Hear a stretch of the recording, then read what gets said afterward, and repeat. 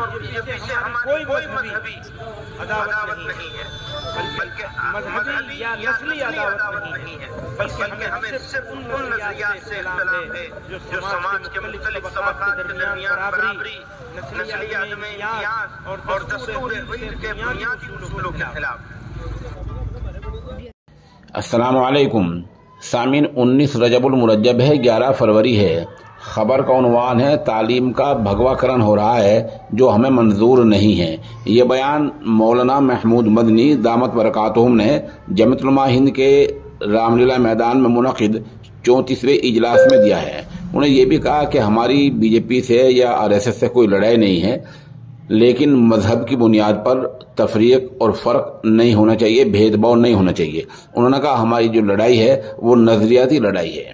مولانا مدنی نے یہ بھی کہا کہ کوئی بھی مسلمان پیغمبر اسلام کی توہین برداشت نہیں کر سکتا ہے، ہمیں یہ منظور نہیں ہے۔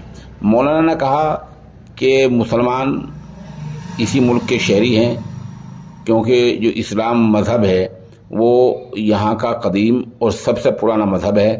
سیدنا ابو البشر حضرت آدم علیہ السلام ہندوستان میں ہی تشریف لائے تھے، اس لیے اسلام مذہب سب سے پرانا ہے اور ہم یہیں کے رہنے والے ہیں۔ یہ جو لوگ باہر جانے کی بات کرتے ہیں یہ غلط لوگ ہیں۔